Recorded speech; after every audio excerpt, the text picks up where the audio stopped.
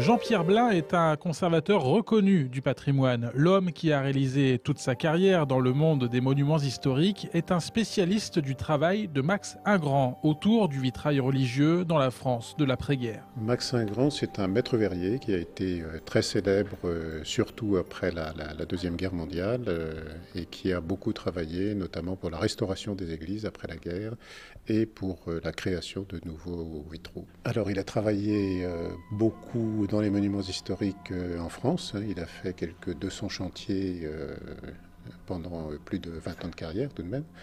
Et il a travaillé également à l'international, notamment aux États-Unis, au Canada et en Amérique du Sud.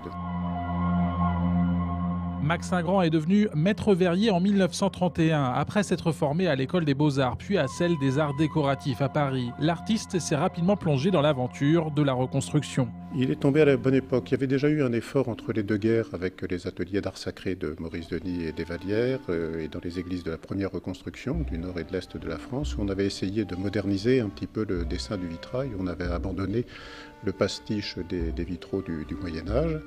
Et lui, il continue un petit peu sur cette lancée. Il est formé d'ailleurs dans les années 30 par Jacques Gruber, qui est un des grands verriers de l'entre-deux-guerres.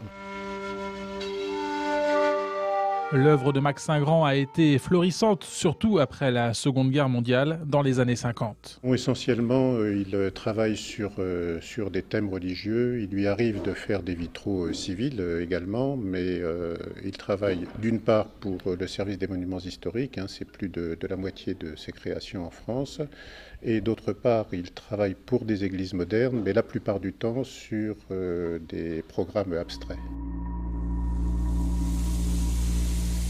Lorsque Jean-Pierre Blin parle de Max Ingrand, il évoque l'expressionnisme de l'artiste et de ses œuvres, un style très aigu au niveau du dessin. Il a surtout été l'inventeur d'un graphisme assez particulier, immédiatement reconnaissable. Il fait penser un petit peu à ce que Jean Lurçat faisait en tapisserie ou à ce que Bernard Dufay faisait en peinture, c'est-à-dire un graphisme qu'on reconnaît immédiatement. Ce sont des couleurs qui, au moins dans les premières années de l'après-guerre, sont assez vives.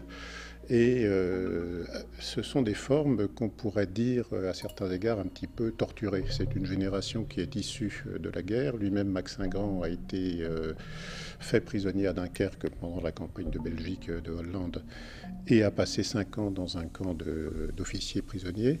Et donc c'est des gens qui sont très marqués quand même par cette expérience et puis par le contexte qui est celui de la guerre et de l'après-guerre en France. Pour Max Ingrand, le vitrail avait sa particularité, avec ses codes, ses repères, son histoire. C'était quelqu'un qui était très imprégné de l'histoire du vitrail, qui connaissait bien son sujet, qui connaissait bien l'iconographie et la tradition du vitrail. Et c'était quelqu'un qui était également très inventif. C'est quelqu'un qui était un artiste décorateur fondamentalement. Et c'était pas un peintre qui faisait du vitrail. C'est quelqu'un qui avait du vitrail une notion à la fois très restrictive et très personnelle. Pour lui, on ne devait pas transposer la peinture en vitrail. Le vitrail n'était pas un sous-genre de la peinture, mais c'est un art en soi, avec ses lois, avec ses règles, avec ses contraintes. Max Ingrand a beaucoup travaillé pour les églises du département de l'Aube. Ses œuvres sont visibles à Nogent-sur-Seine, Crenay-près-Troyes ou encore Saint-Part-au-Tertre. La plus belle représentation se situant à Vendeuvre-sur-Barse, où l'homme a eu carte blanche. Et Vendeuvre-sur-Barse, c'est une église où il a eu la totalité du programme à réaliser. Alors un programme qui est à la fois figuratif et décoratif, c'est-à-dire que ce sont beaucoup d'objets symboliques posés sur des fonds. Il rééquipe entièrement l'église qui avait été presque entièrement détruite, voûte effondrée.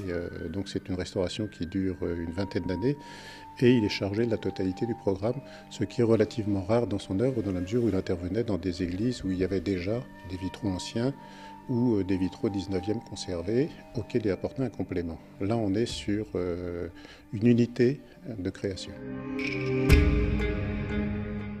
Le but dans chaque travail, rendre l'identité du lieu. Pour lui, le vitrail, c'était une tapisserie lumineuse, c'est-à-dire que d'une part, c'était un art architectural, donc il fallait tenir compte à la fois de l'échelle, parce qu'on n'est pas dans la peinture de chevalet, on n'est pas dans un objet, on est dans une partie d'architecture. Et puis d'autre part, il fallait que ce vitrail soit adapté à l'édifice dans lequel il s'intégrait. C'est-à-dire qu'il ne faisait pas les mêmes choses selon qu'il était dans une église moderne de conception complètement contemporaine en béton ou quand il était dans une église romane. Max Sagrand est décédé en 1969 à Paris, laissant derrière lui une œuvre complète et aboutie.